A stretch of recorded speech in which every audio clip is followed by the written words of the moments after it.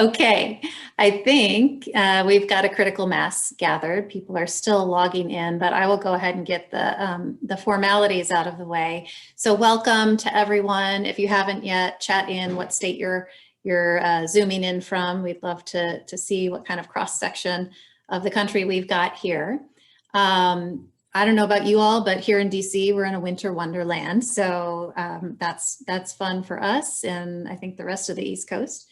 And I wanted to just share with you, my name's Elizabeth Gaines. I'm Executive Director of Children's Funding Project, which is a relatively new organization that is really comes out of many years as a child advocate and a growing frustration on my part that we didn't have enough tools and sort of strategy around the financing of both child and youth services. And so the organization really exists to help communities close equity and opportunity gaps for children and youth through strategic financing, particularly public financing. So we do that in a number of ways. We are working to get tools out to folks as quickly as possible.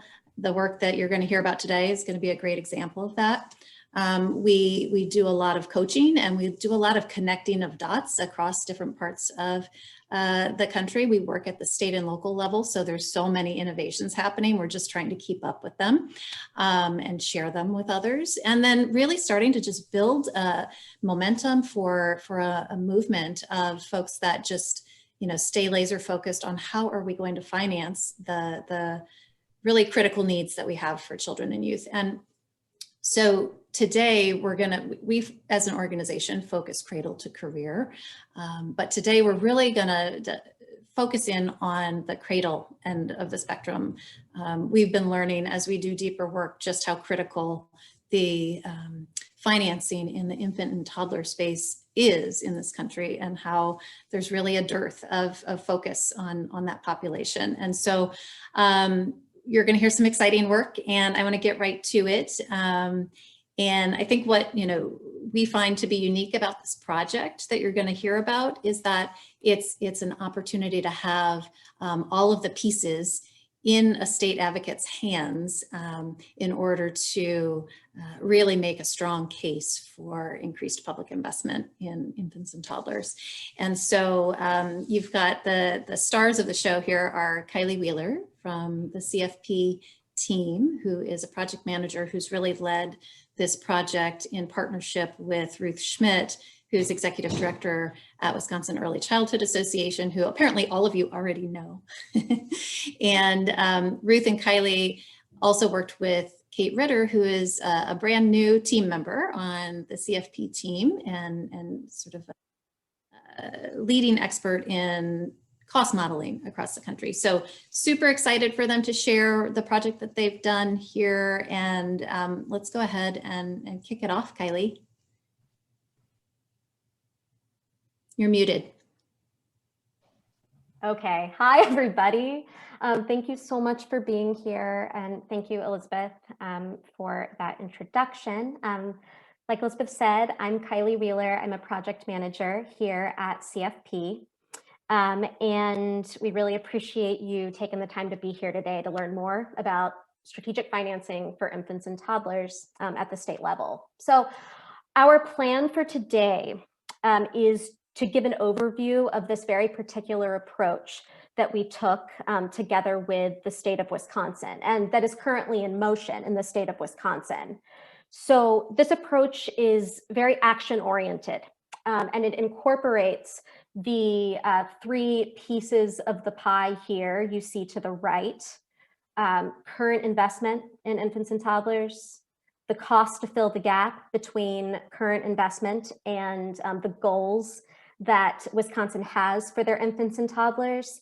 And then finally, new revenue sources to fill the gap. So how are we going to pay for it once we know what that gap is?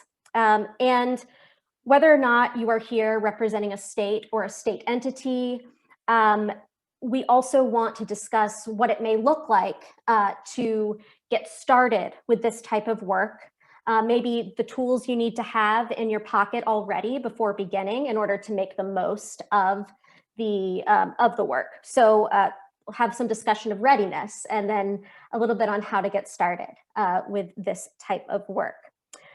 So I am very pleased to introduce again Ruth Schmidt, the Executive Director of Wisconsin Early Childhood Association, or WECA. And she and her team have been our key partner in this work.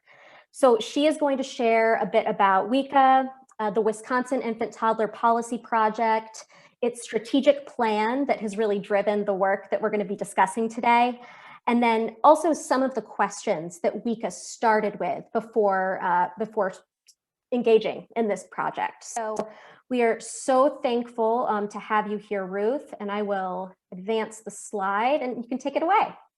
Great, thanks, Kylie. So hello, everybody from snowy, freezing cold Wisconsin. And good to see a lot of my Wisconsin peers on this call with us today also. So WECA started into this work as part of a project that is funded through the Pritzker Children's Initiative. We are one of their state grantees that is working on advancing goals around serving more infants and toddlers who are at 200% of poverty or below, and aimed at optimal early childhood development and well-being.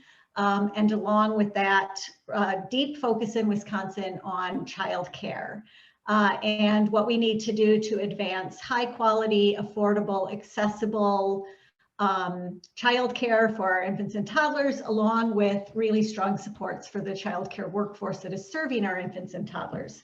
One of the main pieces that we wanted to do in Wisconsin was focus on both an inside-outside government approach to this work. So one of the first things that we did was pull together our state collaborative team. The state collaborative team includes individuals from the governor's office, from Department of Children and Families, Department of Public Instruction, Department of Workforce Development, along with a lot of outside government people, including our Wisconsin Council of Churches, our community action programs, United Way of Wisconsin, our counties, towns, and municipalities. Along with healthcare, we've got Rural Wisconsin Health Cooperative, and we've got the Primary Healthcare Association, all came to the table with us with the goal of looking at advancing these high-level outcomes for infants and toddlers and low-income families in Wisconsin. And so you see in front of you the three goal areas that we were focused on, and we really wanted to prioritize the childcare pieces first, because without childcare infrastructure, it's hard to look at all of the possible ways that we have professionals working with young children and their families on optimal health and well-being. So we really felt like we needed to focus on these issues around childcare and workforce first. And so as we did that, we created these three goal areas, and I could put up in front of you today sort of our overall plan in Wisconsin, but literally it is like 150 different activities and strategies that go into making these goals happen. And those strategies are broad, and many of them have significant financial impacts, right? And so we realized very early on in this work that it would be impossible to advance these goals without really understanding what are the revenue sources in Wisconsin that are already going towards infants and toddlers. So whether it is through Head Start, Early Head Start, whether it is through our subsidy, whether it is through infant early childhood mental health consultation, whatever those services would be, we needed to find out what are all the revenues coming into Wisconsin from a public perspective that are going out to serve children and families. We needed to fully understand the cost of our goals. So we have this really broad, comprehensive list of policy agendas we want to work on. And we had no way to say, yeah, we think this is going to cost $1 million or $5 million or 70 million. We had no really solid clue as to what the cost would be of trying to do that work. And then, of course, along with the cost, we need to be able to identify what are the revenues and strategies that we're going to use to advance that. So the work that we have done with the Children's Funding Project, I knew of them from prior work I had done attending the Children's Funding Institute. I had really been impressed with what I had learned about this group from a perspective of their ability to do fiscal mapping in our state, to identify all our revenues, to really dig into cost modeling to determine what is the true cost of care in Wisconsin. And I know Kylie and Kate are going to talk more about this later. And then along with that, I was aware of the work they did on revenue identification. So it's hard to go into legislative offices to argue for a deep investment in childcare and in infants and toddlers without being able to come with some concepts around how do we actually get those revenues available in the state of Wisconsin. And so these are all pieces of work that Kylie and Kate are going to be talking about as we go through this. But I did want to, I think, briefly touch on, from our perspective, what we sort of see as the value of the work that we've done with the Children's Funding Project. And I think you'll get a sense as we go through this with you today as to the considerable impact of their strategies, how they go about doing this, the people they pull in to get the information that they need to kick out returned information to us to help us make our arguments when we go to our legislature. But I also have to just do a quick shout out that this is an incredible team of thought partners that literally I consider them like part of the Wisconsin team. They've dug into our strategies, they've dug into our state government, they know what's going on in our budget. And I can't honestly think of ways that we could have gotten where we are in our process without this really considerable relationship with the Children's Funding Project. So that's just sort of super high level, where we've been, where we're going, and I'll turn it back over to Kylie. Thanks so much, Ruth. That's very kind. And we value the opportunity to have been able to do this work. So as Ruth said, their plan is big. It covers pretty much, I would say, the full infant toddler ecosystem in the state of Wisconsin. And there are goals and priorities and strategies, across that spectrum. But after talking with Ruth and her team and kind of digesting the heart of the plan, focusing on childcare and workforce, we ended up drilling down our work and the questions we wanted to answer into three main issue areas. So the first being current investment, the second being the cost to fill the gap between current investment and the estimated cost of achieving these strategies. And then thirdly, new revenue sources to fill the gap, pursuing those. And you'll see to the right, there are certain questions associated with each of these areas. So for current investment, how much money, if any, is currently being invested in key parts of the strategic plan? And we're gonna look at what that looks like in a second. For cost to fill the gap, what will it cost to scale currently funded activities? But then what will it cost to fund activities that do not already exist or aren't funded publicly? So that's two. And then three, not only what revenue streams are available to pay for this, but also who needs to be at the table to achieve buy-in and,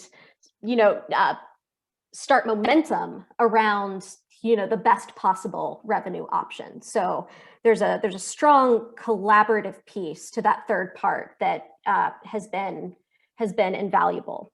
So we have our three key issue areas, and we then identified three key solutions, so ways to answer these questions. So for key area one, current investment, we approach this with phase one, a targeted fiscal analysis. For the second key area, finding the cost to fill the gap, we incorporated cost modeling and gaps analyses in phase two.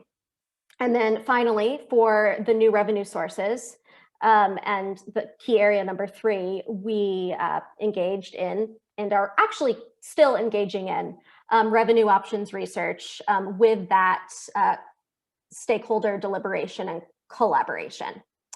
So today we are going to get into each of these pieces individually, but I want to frame this as, yes, we're talking about these individually, but in many ways, particularly with the first and second phases, they need each other to accomplish the ultimate goal, which is putting a price tag on achieving goals for infants and toddlers. So while they are separate, they are also pretty inextricably connected. So before we get into the nuts and bolts of these three phases and these three areas, we did want to talk a little bit about readiness. So Wisconsin and WICA came to this work with a really full toolbox. And the first part of that toolbox is that strategic plan. So the Infant Toddler Policy Project's implementation plan. It has clear-cut goals, specific goals, measurable strategies that they aim to achieve. And it gave a frame for a type of work that could spiral out of control really fast because it is so big when we're talking about infants and toddlers. So they had that, and then along with that, they had shared support of those goals from a diverse coalition. That collaborative that Ruth mentioned bought in to the plan, and that is really powerful. And then on top of that, Ruth and her team have really strong relationships with data and budget holders at the state and local levels. And this is crucial for pretty much every piece of the process, to have connectedness and access to those people and entities that have the information you need. And this seems really obvious, but I just can't emphasize enough how helpful it is to the final product to have accurate and specific data, and already having those relationships can really put you pretty far ahead. And Kate will, I think, elaborate a little bit more on that later about the quality of the data you need, particularly to do the cost model. And then finally, we like to think of this work as long-term. It's a long-term commitment to infants and toddlers, to your early care and education system. And in that way, we look for states that have the capacity to carry this forward. So in 3 years, so say you went through phases 1, 2, and 3, at the end of those 3 years, after you've done all of that, it'll be time to update your fiscal analysis. It will be time to incorporate new variables into your cost model as policies change, as the economy changes. And we want you to have the capacity and the ownership of the products to nimbly change them in the future. Just so you're not reinventing the wheel, you don't have to start over. You can build on the work that you've already done. So those are the things that we look for. Of course, every state is going to be starting from somewhere different, and you may have all of these, you may have none of these, but just want to encourage you. These are the signs of readiness, and you'll see this little banner down here, just says high-level readiness. This will be on future slides that require pretty much all of these indicators to be done well. And to be done thoroughly. So we are going to do a quick poll, if you all don't mind. And I'm going to launch this. The question is, does your state have a strategic plan that lays out clear and measurable goals for infants and toddlers? And it's a yes, no, or unsure. And if you'd like to elaborate, you can certainly do so in the chat. It's always so cool to see these things come through. All right. So keep responding. while we move forward into the actual nuts and bolts of the work. So phase one, the fiscal data analysis. So depending on where you're sitting, the phrase fiscal data analysis may seem either very broad, like we are looking at the whole budget for the state, the annual budget for, or biannual budget for the state, and pulling out what may relate to infants and toddlers, or it may seem really cut and dry. We're looking at the Department of Children and Families budget from the last 2 fiscal years, and looking at, basic programmatic investment. And depending on how you choose to approach this, it's probably going to lean one way or the other. But at CFP, we like to shy away from a department or agency-centric view of fiscal analysis when it comes to children and youth. We typically, when we are analyzing fiscal data, we like to look at outcomes, we like to look at service categories, and sometimes, like in Wisconsin's case, we like to look at how investment fits into the long-ranging goals of advocates and policymakers in the state or in the community. So while a more comprehensive, full fiscal map or children's budget or budget scan or whatever you want to call it might suit a state that's looking to just understand current investments and coordinate supports and services, so points 1 and 3 on this slide, places like Wisconsin are going to be better served with a targeted analysis of current investments that is geared toward maximizing funding opportunities and aligning resources with those clearly stated goals in their strategic plan. And I hope we don't have poll fatigue, because we have another poll for you. And see. So has your state, to your knowledge, analyzed investment in infants and toddlers or early care and education more broadly? So I'm going to go ahead and launch that. All right. And as people are voting, or I guess responding, we will talk more about that unique approach that I just alluded to for Wisconsin. So this fiscal map or fiscal scan, this analysis, is a unique, narrowly focused approach.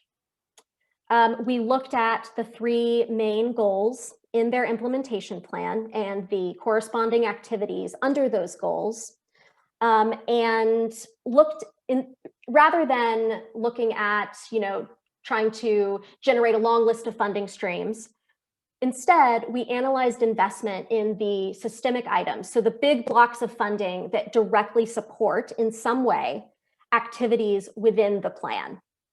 And you'll see what that looks like in a second.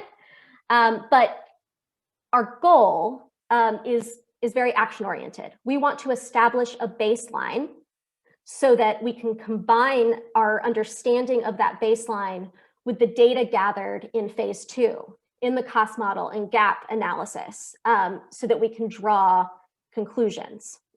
So that is the general strategy to answer the question, how much is currently being invested and by whom? And so here's what that ended up looking like. So we take the implementation plan's second goal, which is focused mainly on childcare. So expanding access, expanding eligibility, and increasing affordability of the Wisconsin Shares program primarily, and that's their state child care subsidy program. It also includes a few activities related to Head Start. So you'll see here these select activities. We have recalculating reimbursement rates using cost modeling instead of market rates. We have developing a system for using contracts for childcare in priority areas, and then expanding early Head Start.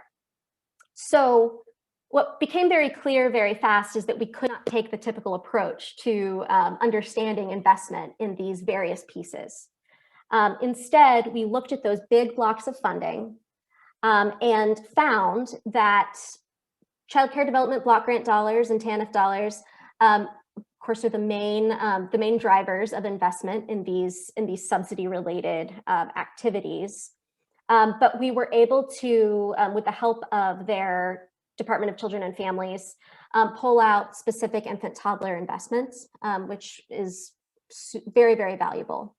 And then we have some federal early Head Start dollars, we have state early Head Start supplement, and then we have other childcare funding sources, and that is mostly our estimate of parents' contributions. So all that said, the goal here was not to be exacting in the analysis of, dollars and cents going to each of these pieces, because that's not really possible. We need to know, what does the overall subsidy system look like? And then how do these goals and activities fit into it? And where can we, where can we tweak existing funding, or, what is not being utilized to potentially achieve these goals? And real quickly, I also wanted to look at goal 3. And I think we alluded to this earlier, but goal 3 holds many of the workforce related strategies and priorities within the plan.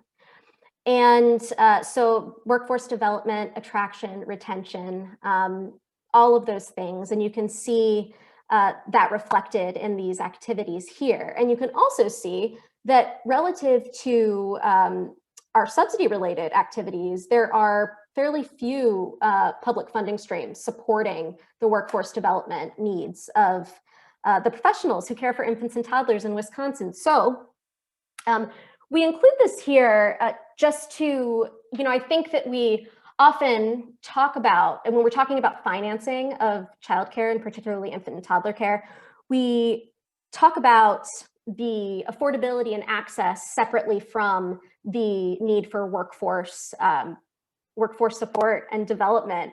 We treat them as equally important, but oftentimes separate. And I think our aim in this project is to acknowledge that without that workforce investment in the childcare workforce, you really can't improve access and affordability and quality of your programming.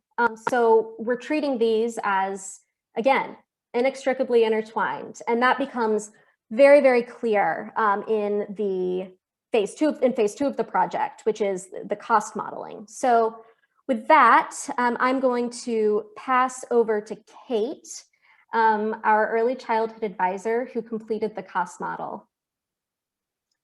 Thanks, Kylie. Hi, everyone. I apologize for having my camera off. I do want to say at the outset that I am in rural Vermont, and we are in the midst of a huge snowstorm, and my internet connection is very unstable. So my camera will be off, but hello to everyone. So yes, diving into the cost model, this was our next step in our work with WICA. And the cost model that we created does focus specifically on childcare, as Kylie mentioned, to help shape the cost estimate for those initial goals they were working on. And that it does also look at early childhood a little bit more broadly, and that further down the road, there is an expectation that we'll be looking at this same type of work for other parts of the child and youth ecosystem.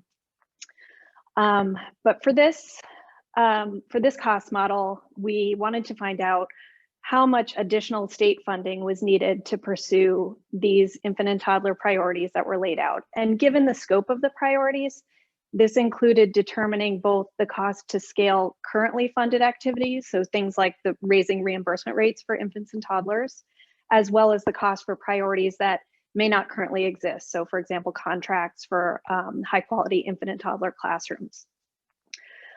So to allow WICA to explore those funding requirements, we created a cost model tool. You can go to the next slide.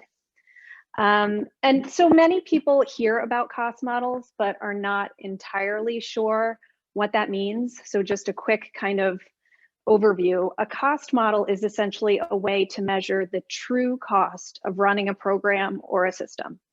At its most basic level, it's a framework in which every single expense related to an activity, such as running an early learning program, is recorded, as well as all revenue, and it allows you then to compare the cost versus the revenue for that activity.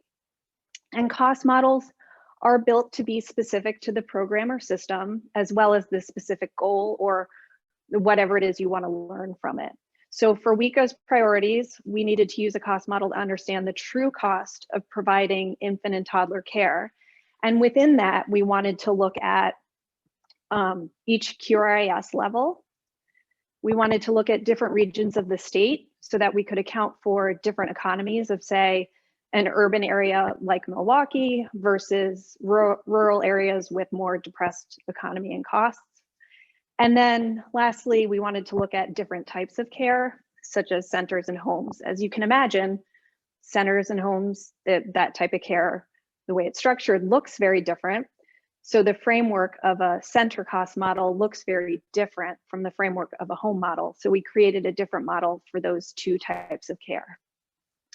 And just out of curiosity, we would like to launch one more poll about, has your state completed any early care and education cost modeling in the last 5 years? So if you'll indulge us and check that off. And we can go on to the next slide. So a cost model is really only as good as the data that goes into it. So because the tool is built to be specific to your state or community, the richer or more local your data is, the more accurate the model will be, or the more closely it will reflect the reality of your state or community. And a lot of this goes back to what Kylie was saying about the kind of high level of readiness. And one of those prerequisites is a strong relationship with the data and budget holders. So having access to state data or community level data makes the cost model a more useful tool. So you can see for childcare on this slide, the base of the model starts with reflecting state licensing requirements. And then for these purposes, we also included, as I said before, any costs associated with each level of the quality rating and improvement system. And that is basic information that most states have readily available. But then because 60 to 80% of costs in early childhood are generally personnel due to ratios and small group sizes, the very most important data to have correct is salary data. And Wisconsin was really well set up in this area, that they have robust salary data through both their registry and their workforce report. Next slide. So then, setting up the tool for long-term use, we wanted to make the tool flexible so that Wisconsin WICA can use it for the long term. So to do this, we built in variables that can be manipulated to see cost differences as Wisconsin reaches different levels of implementation over time. Given their priorities of affordable, accessible, high quality infant and toddler care, workforce, of course, is a critical component and one that will require improvement over time, given its tie to quality. So the cost model includes variables for both compensation and staffing structure. So this allows Wisconsin to understand the amount of funding needed to support programs that are paying their staff a recommended salary versus the current salary scale, as well as the funding needed to support programs that implement a more robust staffing structure than just say what's required by licensing, but include maybe additional staff members like an assistant in each classroom or a family engagement specialist. And incorporating these types of variables are critical in allowing states and communities to truly understand the amount of funding needed to support programs as they move along that continuum of quality improvement.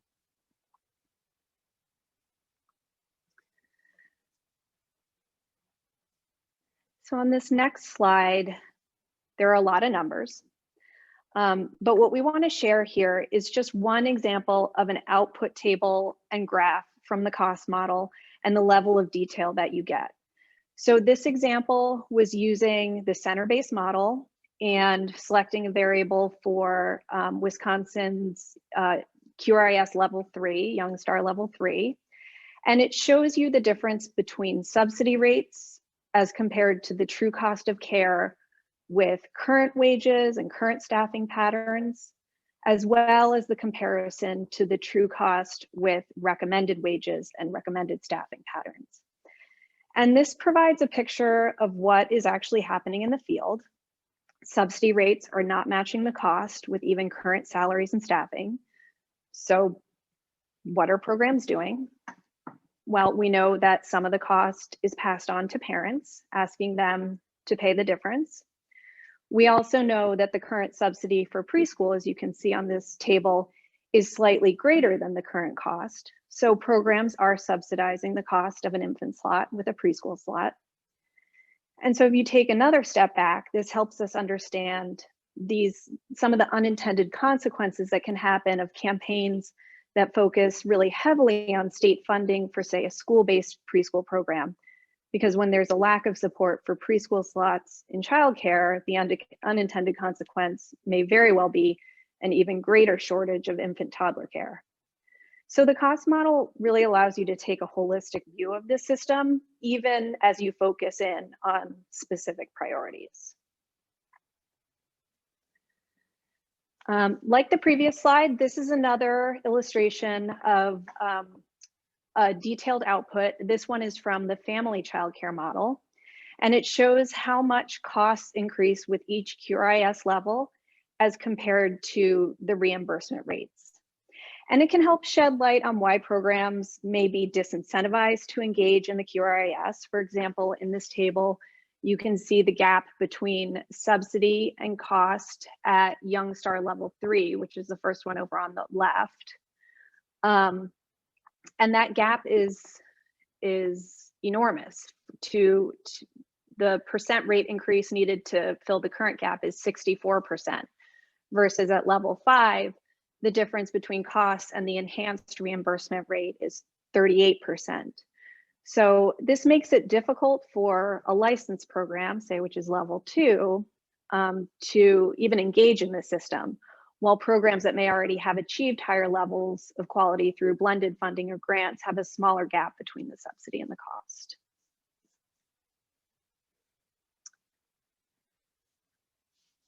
Using the cost model, we were also able to create an analysis of the quote average infant participating in subsidized care in Wisconsin. So, and on this slide, you can see the bottom has the average subsidy for an infant slot in Wisconsin, about $9,000. Add to that the estimated average parent copay of $1,000. It brings the total revenue for that infant slot to $2,000 for subsidized infant care. Above that, we compare it to the average annual cost. So that's what parents not receiving a subsidy generally pay for infant care in Wisconsin, which is $12.5 thousand. And compare that to what the model allows us to see is the true annual cost of infant care when teachers are being paid a reasonable salary and are supported with recommended staffing levels. And the cost is about $22,000. So that can look scary, but it's important to understand the extent of underfunding that does exist. And now for the big price tag. And many people shy away from this, but it's important to take a comprehensive view of what is currently funded compared to what the true cost of, of a fully funded system. So in this case for infants and toddlers, the bottom 159,000 or 159 million, excuse me, reflects current investment in infants and toddlers. That little kind of pink area on top reflects the amount that parents put in. And the top purple area is what the cost analysis shows is needed, an additional 74 to 100 million.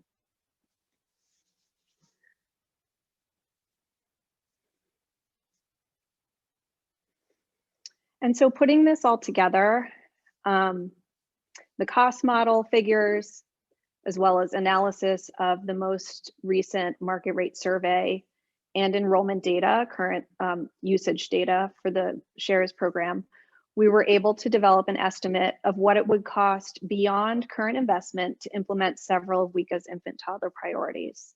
So as you can see here, there are costs to raise reimbursement rates, increase access to care, provide contracts to programs for high quality infant, toddler, and 2-year-old classrooms, as well as an infant toddler stabilization fund to support open childcare providers, providers that remained open in Wisconsin in the wake of COVID-19. And this totaled 60 million. And so just thinking back to that last slide where there was about a 74 to 100 million gap, this 60 million kind of fits in there of getting Wisconsin closer to reaching the total funding needed for their infants and toddlers.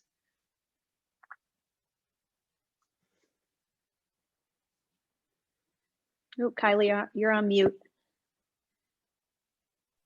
There we go. All right. Thank you so much, Kate. And we do want to mention here that the previous slide, I can pull it up. This is how we, one way that we used the analysis that was ongoing to respond nimbly and flexibly to Wisconsin's budget cycle and to help them take a time-bound opportunity to make these specific budget asks when they could. So while it's not the big number, it is a targeted way to use this work as it's happening, which we think was a valuable thing. So we have the big number. We know that we need to pay for it in some way, probably in multiple ways. So we go into phase 3, this collaborative revenue options research. And how this works, we started with a list of 30 plus potential taxing mechanisms. So you can see some of them here, as well as some innovative strategies or more innovative strategies for raising new revenue for kids, for infants and toddlers specifically. And from there, we work with our partners at the Institute for Taxation and Economic Policy to run each of these through the lens of our 9 guiding questions. So the first question that you answer is, can this even be done legally? Like, is there a feasible legal path to using this mechanism to generate new revenue? And then from there, we, alongside ITEP, facilitated, first the smaller group walking through these 9 questions, putting each option through this, this lens, and a little bit more about what these questions are meant to do. These questions allow you to better understand, yes, it may be legally feasible to institute a corporate income tax, but is that politically feasible? Is it fair? Does the tax have communication power related to early care and education? So an example of that we often hear are marijuana taxes going to kids and infants and toddlers. And is the tax timely? Is now the time? Is this the opportunity that may not be here next year to pursue a certain mechanism? So all of these things went into us gaining a better understanding of what's possible and what may be best. And then another great thing that WICA brought to the table was a survey or a poll around the public's feelings around early care and education, their beliefs about it, their trusted messengers around early care and education, but also around whether or not these people would support an increase in funding for early care and education at the state level. And they found that more than 60% did. And this is crucial. We always hope that our states and communities can commission polls like this, because it is one of your best defenses against these common objections to new taxes, new revenue generation. And we hear these all the time in one form or the other, and being able to say, hey, I have the data. First of all, I know how much this is going to cost. I also know that the people who are going to be affected by this tax are somewhat bought in. They aren't opposed. And then finally, this is where the collaborative research comes into play. So once we've done all that, we have both the public opinion data and the legal feasibility data, and we have made some determinations of what to bring to the larger table.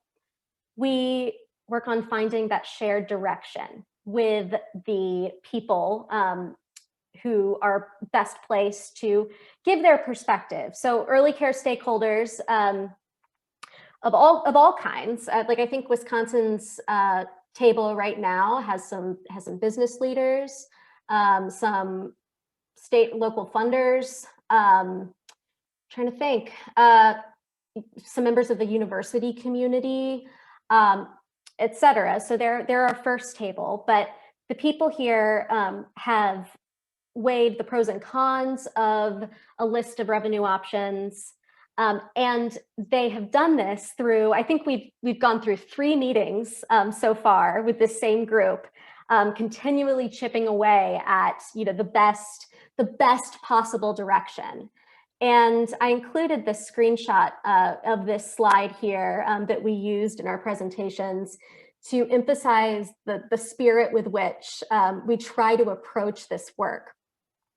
So we know that no mechanism is going to be completely fair, not offensive to anyone, generate the most money that any mechanism could. There's not going to be a perfect one. So what we work and pretty tightly facilitate with these groups is identifying the best and most viable option for supporting the early childhood system. And we try to do that by looking at all of this, the pros, the cons, the opportunities, the challenges, through a strengths-based lens. So you see, I think we have one more poll. I promise this is the last one. And so can you think of a group of people or organizations in your state who would be well placed to come together to consider new revenue generation for infants and toddlers through that strengths-based lens? Like, can you, if you had your dream team, do you have a sense of who that may be? Just yes or no or unsure. Because I think it's really important to have those people in mind, even from the start, as you're doing the work, because it allows you to shape your data gathering and your messaging, the development of your messaging around, okay, who is going to be at this table when we all decide that this is the revenue option we're going to pursue. So thank you so much. That is the structure of this approach. And we wanted to address, we are almost through phase 3 with Wisconsin, and we have some really exciting findings. But there's more. Like we said before, this is a long-term effort. And next, we're going to expand the analyses. So expand the goals and the strategies that we're analyzing, instead of just focusing on those strategies under goals 2 and 3. So we're going to get a fuller picture of the real price tag of their full strategic plan. And then to that end, we're also obviously continuing with that revenue generation conversation, but I also wanted to give Ruth the opportunity to just add anything here, just what you see as the as the trajectory, like what's on the horizon for you as a state leader. Yeah, thanks. So just a couple quick things that I'd want to follow up with. I think that Obviously, as the landscape changes based on what we learn is happening at the federal level, and then the fact that our governor is going to be releasing his recommended state budget on February 16th, obviously there's always going to be needs to pivot. And so I think we want to continue to do deeper work in terms of that, the gap analysis about other areas of our policy agenda, and wanting to work with Children's Funding Project to sort of help us think that through.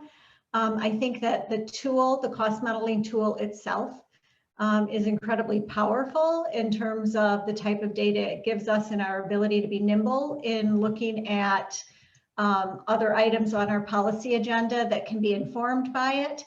And so those are the types of things I think we see ourselves doing as we move forward in this work. And I think Kylie, those are probably the primary things. Okay, awesome. Thank you so much, Ruth. And I've seen so much activity in the chat. So we have about 7 minutes for Q&A and discussion. So Elizabeth, if you would like to take it away. Yes, and I'm a bit at a loss as to where to go next, because there are many questions in the Q&A and also a really good, interesting conversation about paid family leave and this kind of cost modeling going on in the chat. So one thing I can say is I know Kylie is diligent about going back through all of this and making sure that when we send out the recording of this webinar, she'll also compile some answers to questions that we can answer for folks. So if we don't get to your question, that will happen. Karen Garver asked a question about when you looked at how much is currently being invested in areas or programs that align with your strategic plan, Ruth, did you also wind up identifying funding that was being invested in areas or programs that were not aligned with the strategic plan? And should there be, you know, some recommendations for redirection of funds? And if so, how did that go? Kylie or Ruth, do either of you want to touch on that one? I'll take a very sort of simple pass at it, and then a big apology to you, Elizabeth. I was not looking. I was looking at the chat and not the Q&A. So I apologize that I've been a little delinquent in my responsibilities. You know, I think we know that there's probably other aspects, and we did work with Children's Funding Project on this, but didn't dig into it as deeply. For instance, in areas of workforce development and the Workforce Investment Opportunities Act, and whether there's, you know, potential strategies that we should be thinking about there. Obviously, our state, as many of your states probably also received an announcement about ongoing PDG funding in the midst of this. And so obviously that funding also comes in on specific strategies and potentially allows us to rethink prioritization of key areas of our policy agenda.